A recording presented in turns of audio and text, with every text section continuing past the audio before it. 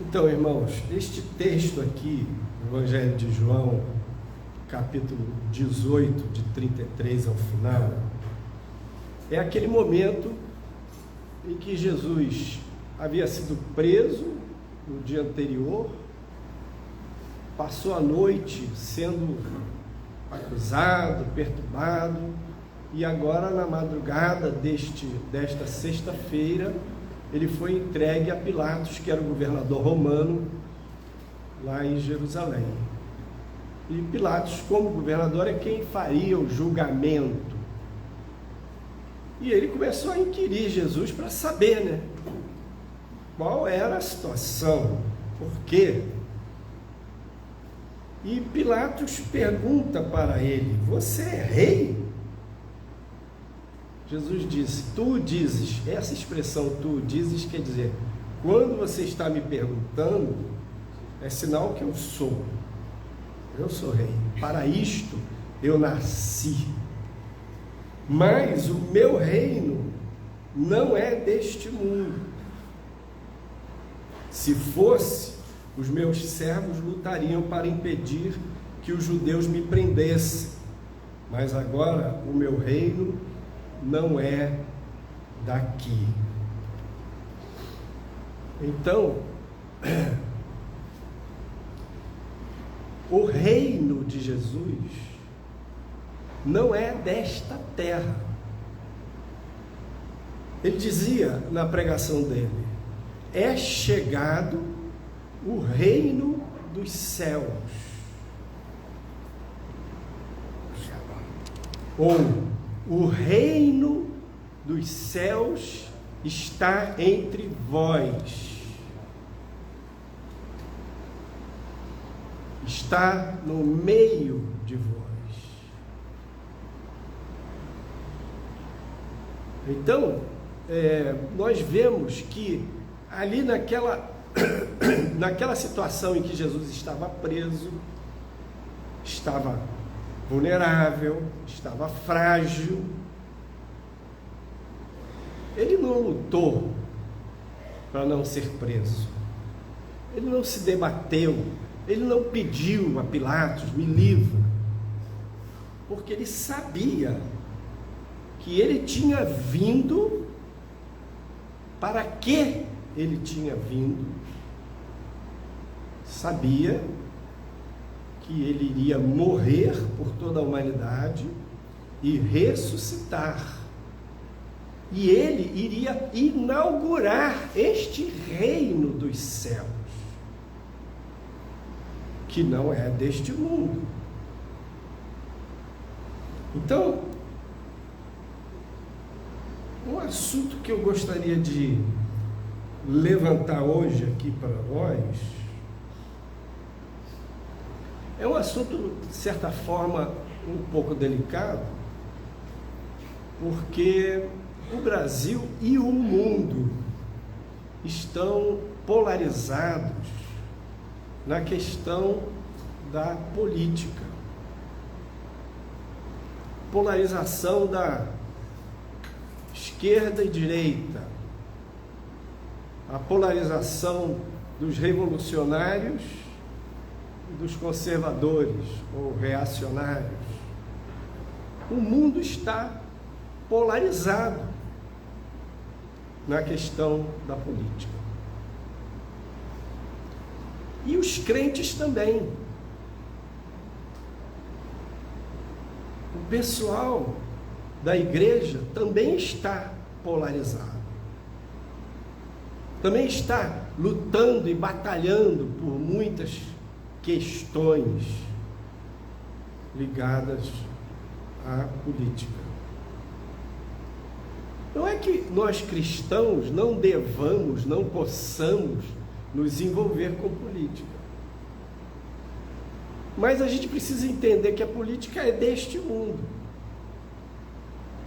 A política não diz respeito ao reino dos céus, como as artes, a ciência e outras tantas coisas. Toda a expressão da cultura, da civilização tem o seu valor uma expressão do humano, as artes, mas é tudo desse mundo, tudo vai passar. E o reino de Deus, ele não se limita a essas coisas. Então, nesta polarização, tem muita indignação, tem muita dor, tem muita crítica, tem muita raiva, tem muito ódio de um lado e de outro. Mas Jesus falou: o meu reino não é deste mundo.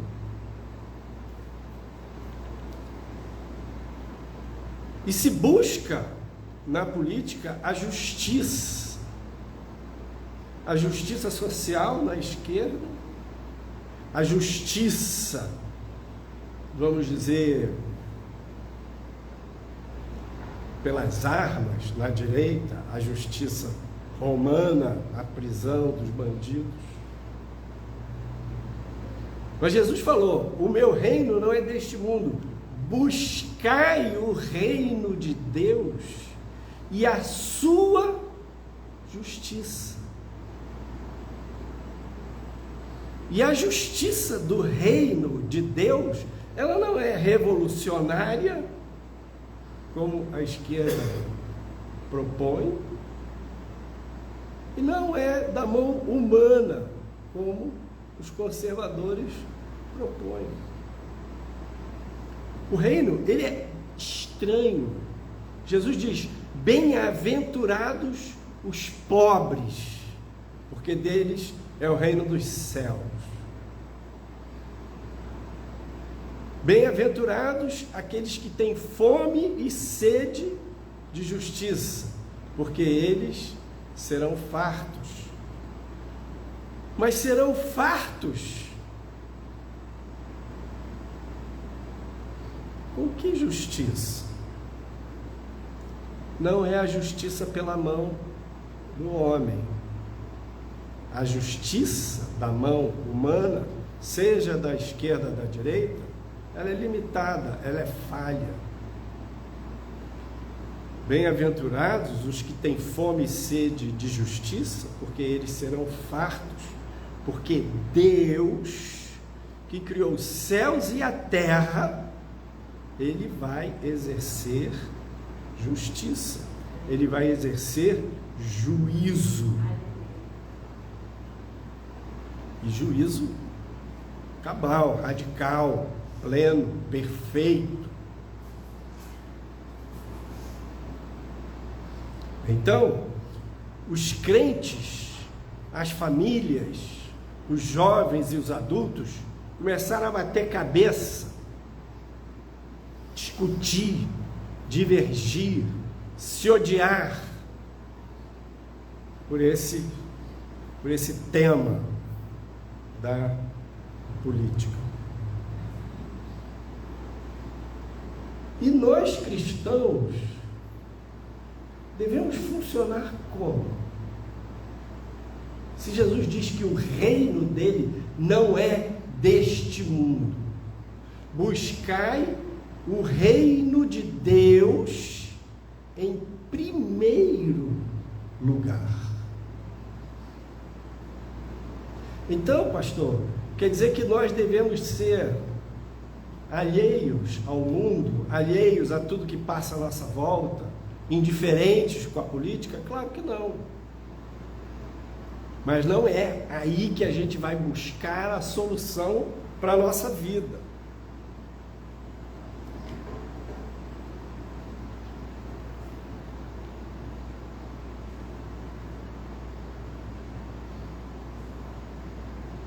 É claro, tem uma guerra cultural em andamento, o marxismo cultural propõe assim, é uma conclusão, vários grupos ao longo do século XX, primeira metade do século XX, levantaram a questão de que o marxismo, do jeito que tinha sido implementado lá na União Soviética, não havia dado certo. Então, na Inglaterra tinha o grupo dos Fabianos, que era uma filosofia marxista. Na Alemanha tinha a escola de Frankfurt, eram intelectuais, filósofos, gente de alto nível, que propunha o marxismo cultural. E também um italiano chamado Gramsci, que propunha o marxismo cultural. E o Gramsci disse: para a gente fazer a revolução, a gente tem que destruir as bases da civilização ocidental. E quais são as bases da civilização ocidental? A cultura judaico-cristã. Então, o marxismo luta contra o cristianismo. O direito romano. Então, a ideia de que tem que desarmar essa estrutura da justiça instalada pela cultura romana, que o Ocidente herdou isso, e a filosofia grega. Então, essas três coisas têm sido objeto de guerra. E nós, cristãos, nos sentimos atacados. Os nossos valores, a nossa fé, a noção de família, noção de moral, de certo e errado. E a gente é tentado a reagir e brigar e discutir, meter o dedo na cara e debater. Nos dias de Jesus, haviam dois partidos entre os judeus: os zelotas. Judas Iscariotes era um zelota. Tinha um outro apóstolo que também era zelota. E os herodianos. Os zelotas eram revolucionários. Eles queriam fazer uma revolução para libertar Israel do jugo romano.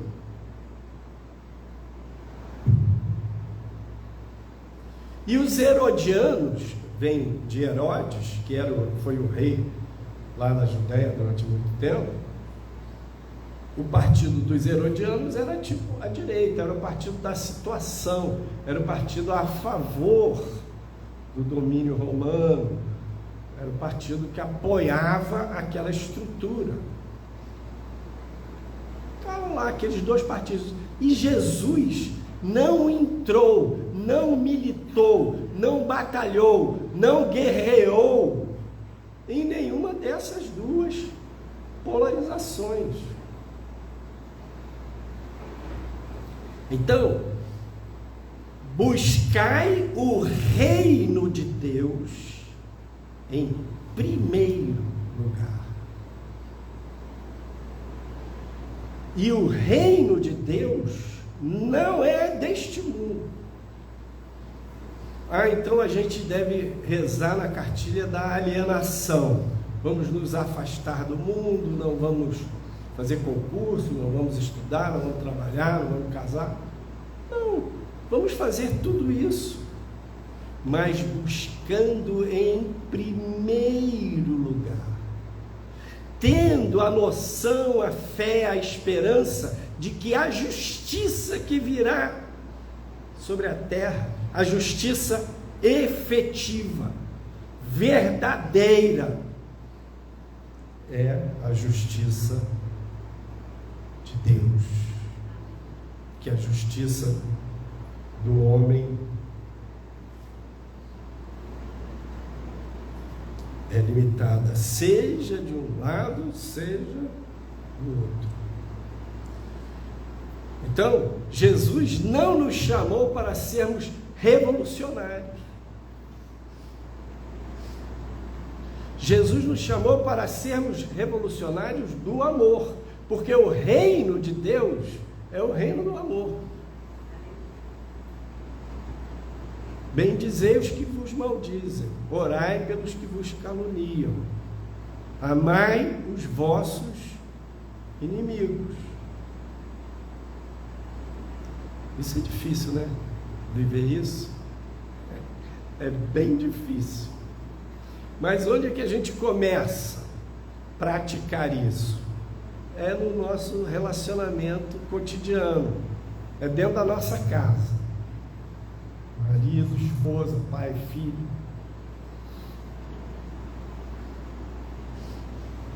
É abençoar. É aprender a pedir perdão e liberar perdão e sair daquele padrão bateu, levou. Se me pisar, eu piso. Se me bater, eu bato. Bateu, levou. E a gente tende a viver nesse tipo de ciclo.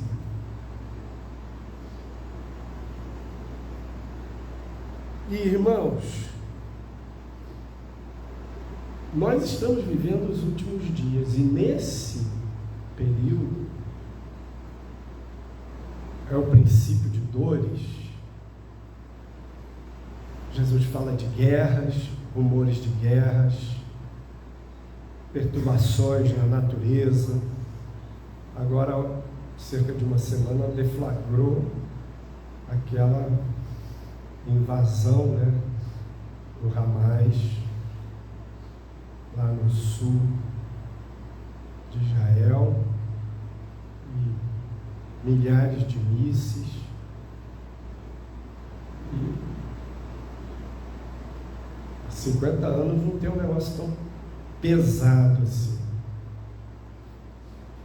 lá. Isso ainda vai desdobrar muito. E ali a gente precisa ter um entendimento. O povo de Israel, há 30 séculos, entrou naquela terra como promessa de Deus. Deus havia prometido dar aquela terra para Abraão. Depois, nos dias de José, Jacó, eles migraram para o Egito. Ficaram 400 anos no Egito. Depois eles saíram do Egito pela mão de Moisés, circularam no deserto 40 anos, e pela liderança de Josué, eles conquistaram aquela terra. Aquela terra não era dos árabes, era dos jebuseus, dos heteus, dos perizeus, dos heveus. Eram 7 nações. E eles conquistaram aquela terra. Jerusalém foi a capital desde os dias de Davi. Davi é ano 1100 antes de Cristo. Então, aquela terra sempre foi dos judeus. E em Jeremias, eles foram dispersos, foram levados para a Babilônia, e Deus diz que eles voltariam para a terra de Israel. Quando a cidade de Jerusalém estava cercada, nada valia mais nada, porque ia cair sob o domínio de Nabucodonosor. Um primo de Jeremias veio e quis vender uma terra para ele, tipo assim, comprar terra com uma cidade cercada não vale nada. E Jeremias falou: eu compro, assina a escritura aqui, e assinou a escritura e colocou em um rolo, né? E colocou dentro de um vaso de barro e selou, para conservar aquela escritura. E Jeremias disse, Deus falou para ele: o povo vai voltar para esta terra.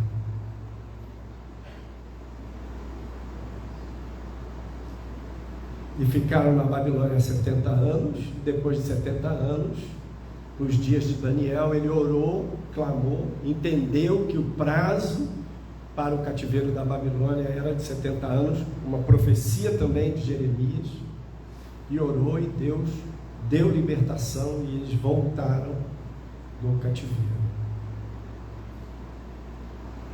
E nos dias de Jesus, Jesus falou: não ficará pedra sobre pedra, falando do templo.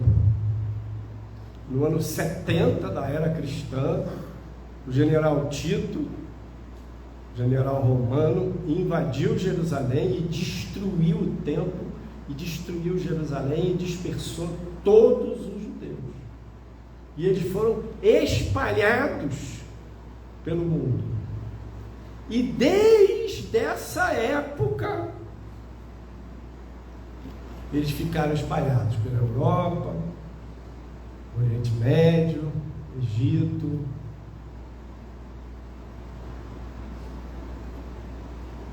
E veio o Holocausto nazista, milhões de judeus foram mortos na câmara de gás. E aí o mundo entendeu que eles precisavam ter uma terra. Desde o começo do século XX, os judeus começaram a comprar terras naquela região. Comprar lotes, comprar, e foram criando os espaços, e depois da Segunda Guerra Mundial, eles foram repatriados para lá. E se instalou o Estado de Israel. Inclusive tem uma bênção sobre o Brasil, creio que tem, porque Deus falou para Abraão: abençoarei os que te abençoarem, e amaldiçoarei os que te amaldiçoarem. Em ti serão benditas todas as famílias da terra. Jesus é descendente de Abraão, e ele é a bênção para todas as nações.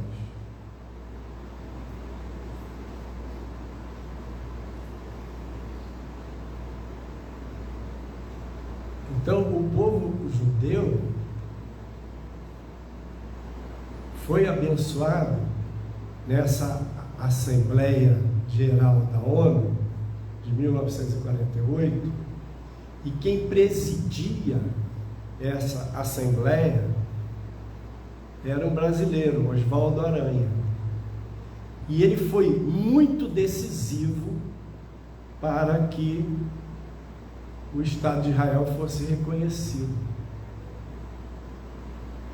Os judeus são muito agradecidos, e tem até lá em Israel, lá em Jerusalém,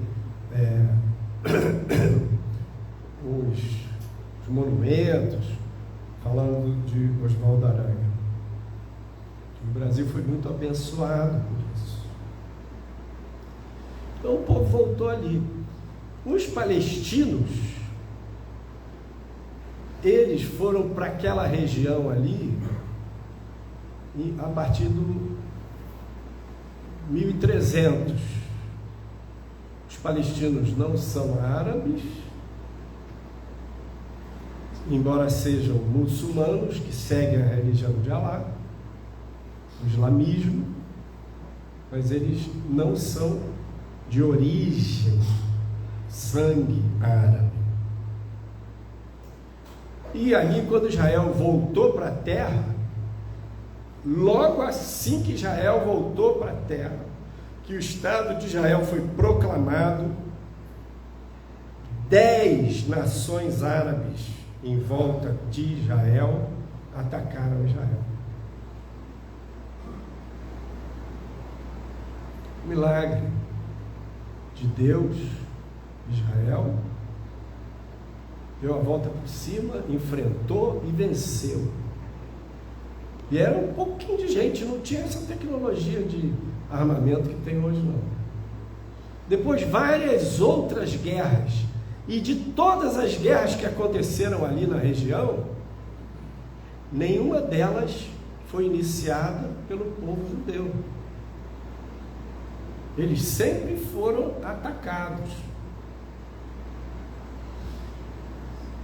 Tem um livro, quem tiver a oportunidade de ler, vale a pena ler, que é muito interessante, chama O Filho do Hamas. Esse cara chama Mossad Youssef. Ele era filho de um sheik, de um dos sheiks, um dos líderes. Eram 7 homens que fundaram o Hamas. O pai dele foi um dos fundadores do Hamas. Ele conhecia o Hamas nas entranhas. E é muito interessante porque esse homem, ele é um palestino. Ele ama o povo palestino. E ele sente a dor do povo dele. Mas ele diz o seguinte, que ali, aquele povo, ele é massa de manobra. O líder do Hamas disse, não, o povo palestino não vai sair não. Israel está falando para o povo sair, não vai sair não. Por quê? Eles querem usar o povo como escudo humano. E aí Israel ataca, aí diz genocida, essas coisas. Irmãos, Satanás, o diabo, odeia o povo judeu. E o antissemitismo não é apenas um preconceito humano. O antissemitismo é algo também espiritual. E nós estamos nos últimos dias, e nos últimos dias isso vai aumentar. O quê? O antissemitismo. O ódio aos judeus. E qual é o povo na terra que apoia os judeus? Os cristãos. Os cristãos leem a Bíblia, os cristãos amam a Deus, os cristãos veem que Deus ama o povo de Israel, os cristãos veem que a bênção de Deus sobre Abraão vem sobre aquele que abençoa Abraão, sobre aquele que ora por Jerusalém. Os cristãos enxergam isso. Esses dias eu estava andando na rua e ouvi um cara falando, estavam discutindo esse assunto da guerra lá, né? Eu odeio judeu, eu não aguento.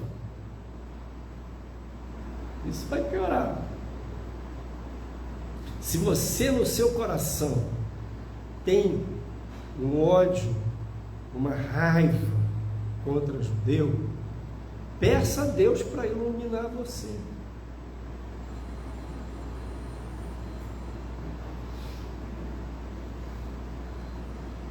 Então, Jesus falou, o meu reino não é deste mundo. Nós precisamos orar pelos palestinos? Precisamos. Pedir a Deus misericórdia para esse povo que é massa de manobra, que é bucha de canhão, que sofre pra caramba debaixo do jugo do Hamas. O Hamas é um grupo terrorista e usa as práticas do terrorismo. Mata criança, mata civil. Querem saber, não segue as regras básicas de guerra.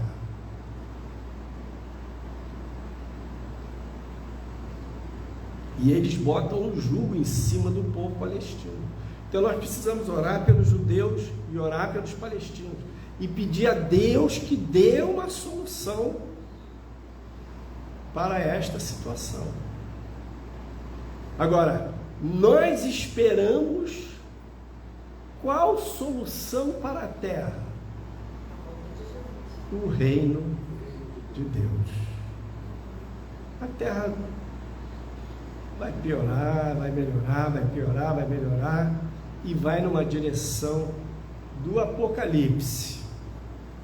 A nossa esperança não está neste mundo, porque o reino dos céus, o reino de Jesus, não é deste mundo. Estamos no mundo, lutamos no mundo, batalhamos no mundo, trabalhamos no mundo, amamos, sofremos, vivemos, devemos continuar integrados na cultura, conectados com as pessoas, amando as pessoas. Mas a nossa esperança, a justiça que nós buscamos, não vem nem da esquerda nem da direita.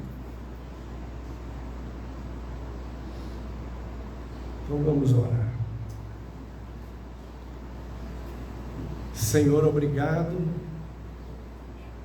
porque nós te pertencemos. Sabemos que tu és rei. Pedimos, abençoa cada um dos teus filhos, ilumina cada um de nós, nossa mente. Se há barreiras contra Israel, ódio, sementes do antissemitismo, que o Senhor nos liberte. Nós não queremos ter esperança na política deste mundo. Sabemos que o teu reino não é deste mundo. Ajuda-nos. Eu abençoo cada irmão e cada irmã aqui, que a luz do Senhor brilhe para cada um, e o Senhor nos dê renovo de fé e esperança, e nos dê da sua paz, em nome de Jesus. Amém. Paz do Senhor. 10 minutos de intervalo, o pastor Valdir vai dar o estudo bíblico logo a seguir.